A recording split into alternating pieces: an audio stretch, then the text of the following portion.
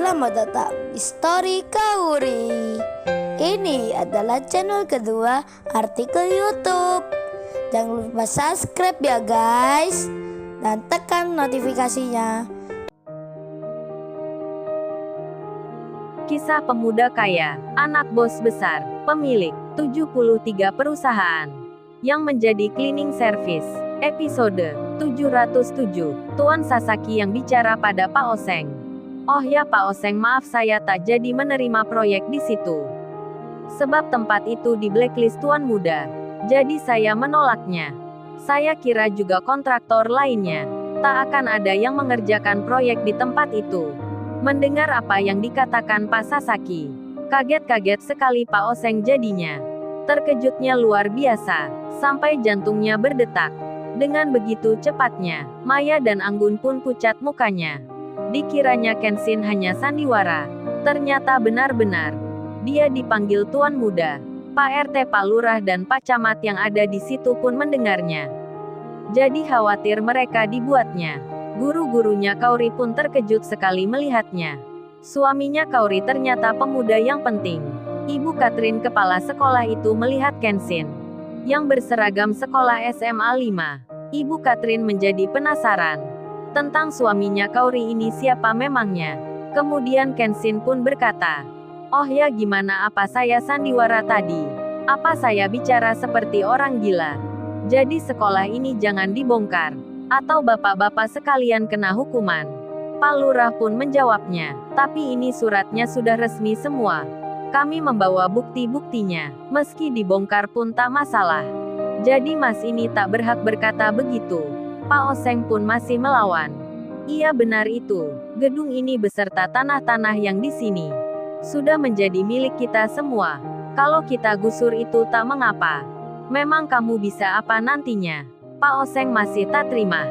Meski sudah tahu Kenshin dipanggil Tuan Muda, dihormati oleh bos kontraktor, Pak Oseng masih gelap mata. Karena ambisinya bersama pengusaha yang di sini sudah terlanjur berada di ubun-ubunnya. Sudah terlanjur membayangkan tentang proyek besarnya sukses ke depan. Bos-bos lain pun juga membelanya. "Iya, kita masih bisa mencari kontraktor lainnya. Memang lu ini punya hak apa di sini? Tak ada kepentingan saja pakai berlaga menghentikan proyek kita. Kita ini yang punya tanah resmi di sini. Semua sudah jadi hak kami. Pemerintah pun tak bisa mengambilnya. Ini ada polisi yang mengawal kita. Ada pihak RT dan Pak Lurah, Pak Camat dan aparat berwenang. Nah, kamu jangan berbekal dihormati begitu. Dipanggil Tuan Muda lantas bisa menghentikan langkah kita. Memang kamu ini siapa? Pengadilan saja sudah memutuskan kalau sekolah ini kami hancurkan pun tak mengapa." Pak Hartanto, Pak Oseng, Pak Tohir, serta Maya dan Anggun pun ikut pula setuju. Iya benar sekali. Kita ini tak bisa ditakuti dengan kamu ini. Anak muda saja berlaga jadi pahlawan. Kalau bisa menghentikan resmi di pengadilan baru kita percaya. Dan hal itu tak mungkin terjadi. Karena kita sudah diputuskan menang. Kita ini punya banyak pengacara. Kenshin menjawabnya. "Oh, jadi Anda masih tak terima? Baiklah kalau begitu. Jangan Anda menyesal kemudian. Tadi saya di warung melihat warga-warga yang berjualan. Tertutup oleh tembok-tembok dinding beton. Mereka berkata rumahnya belum dijual. Tapi Anda sudah memagar. Mereka melawan tapi pihak Anda mengancam. Dan saya juga mendapat cerita kalau sekolah ini diambil paksa dengan kerjasama gelap dari oknum aparat. Para warga pun punya buktinya. Tapi mereka tak berani mengutarakan. Tak berani melapor ke pihak yang berwenang. Karena takut mereka itu bagian dari Anda. Baik, kalau Anda semua masih tak terima dengan apa yang saya katakan, mari kita buktikan mana yang salah dan benar. Kita buktikan di pengadilan. Pengadilan di tingkat pertama belum selesai urusannya. Jadi Anda jangan merasa menang. Saya akan memanggil pengacara untuk membela warga." Kenshin pun bilang ke Kauri. "Kauri, aku pinjam handphonemu Kauri." Kauri pun memberikan. Kenshin langsung menelpon seseorang. Dengan video call Kenshin berkata, "Halo Bang Hotman. Saya ada perlu nih, mau minta tolong pada Bang Hotman agar bisa mendampingi menjadi pengacara warga serta membela sekolahnya Kauri. Sekolah SMA-nya Kauri yang dulu. Sekolah Negeri 3 mau digusur. Ini saya bersama Kauri di sini. Sedang berhadapan dengan 10 pengusaha. Yang semenang-menang pada warga. Semenang-menang pada guru-guru sekolah. Mereka ini didukung oknum aparat setempat. Jadi Bang Hotman dan tim lainnya harap bisa membantu warga yang ada di sini. Kasihan mereka tak bisa berjualan. Karena akses jalannya ditutup pihak pengembang. Waduh Bang Hotman yang lagi makan. Sedang memakai seragam sekolah SMA pula. Menjadi tamu undangan di PT Intel Corporation. Bang Hotman yang belum tahu ceritanya. Belum tahu duduk masalahnya. Tiba-tiba mendapat telepon dari Tuan Muda. Bang Hotman pun yang bersama rekan-rekannya langsung pula menjawabnya. Oh baik-baik Tuan Muda. Saya siap untuk membantu. Mendampingi warga di sana. Menjadi pengacara bagi mereka. Dan menjadi pengacara sekolah. Kami siap memberantas mafia tanah. Tuan Muda mana orang-orang pengusaha itu? Tolong arahkan ke mereka. Saya mau melihat orang-orangnya. Kenshin pun mengarahkan handphone yang dipegangnya. Dilihat oleh Pak Oseng. Dilihat oleh Pak Hartanto. Dilihat Pak Nanang, Pak Tohir, Maya dan Anggun pun sama. Mereka melihatnya pula. Melihat pengacara terkenal Bang Hotman. Yang ada di handphone itu. Jadi kaget-kaget lagi dibuatnya. Syok-syok sekali melihatnya. Karena Bang Hotman yang orang kaya.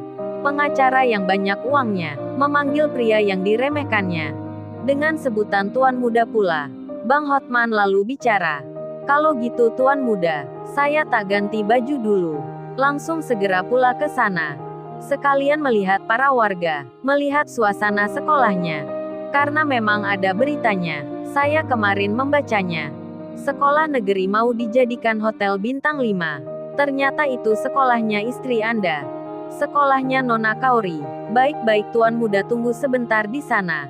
Saya ke sana bersama tim pengacara. Kebetulan ini baru selesai lomba. Kenshin pun menjawabnya. Baik Bang Hotman saya tunggu. Bang Hotman pun dengan segera berganti seragam dinasnya. Bang Hotman pun bercerita tentang Tuan Muda yang ada di sekolahnya Kauri. Dan pemimpin perusahaan lain yang ada di situ. Yang menjadi tamu-tamu undangan. Yang hadir dalam acara perayaan lomba. Mereka pun mengatakan akan ikut pula melihat permasalahan tanah sekolah. Hingga beberapa orang pun berganti bajunya. Tak terkecuali Tuan Sasaki ayahnya Larissa, yang memutuskan akan ikut juga. Larissa pun diberitahu tentang hal itu. Kemudian terlihatlah Bang Hotman, serta bos-bos perusahaan lainnya, sedang berjalan bersama-sama menuju mobilnya masing-masing. Tentu hal itu membuat perhatian bagi banyak orang yang melihatnya. Termasuk Rena Larazati, Niken dan Natalia, yang bertanya-tanya. Memangnya ada apa Bang Hotman itu? Serta pengacara-pengacara itu. Kok keluar tiba-tiba dari sini? Ada bos-bos perusahaan yang keluar pula. Termasuk Ibu Guru Lastri, Iwan Andi serta Paijo. Begitu pula Ririn pun sama. Mereka melihatnya. Jadi bertanya-tanya dibuatnya. Hingga didapatkan kabar. Kalau Bang Hotman sedang dipanggil Kenshin. Diminta membantu warga. Diminta membebaskan sekolah yang sedang digusur pengusaha. Ibu Lastri pun terkejut sekali. Baru saja Kenshin menolong keponakannya. Sekarang membantu banyak warga, bahkan akan membebaskan sekolah. Sekolah SMA 3, yang kemarin masuk berita, akan dipindah ke tempat lainnya. Ternyata bukan dipindah, melainkan akan dipaksa, digusur oleh pengusaha. Hingga rombongan Bang Hotman pun keluar perusahaan. Menuju ke tempatnya Kenshin. Detik-detik di depan sekolahnya Kauri. Akan berdatangan orang-orang yang penting. Pak Oseng, Pak Hartanto serta Maya dan Anggun pun akan melihatnya. Mereka akan tahu siapa sebenarnya Kenshin. Kenapa dipanggil Tuan Muda? Kenapa dihormati orang-orang yang kaya? Padahal hanya naik mobil biasa. Naik angkutan tua pula. Lalu, bagaimana kisah selanjutnya? Subscribe channel ini untuk episode berikutnya. Terima kasih. Jangan lupa ya guys, untuk kelanjutan ceritanya ada di channel Story Kauri. Jangan lupa subscribe ya guys, dan tekan notifikasinya.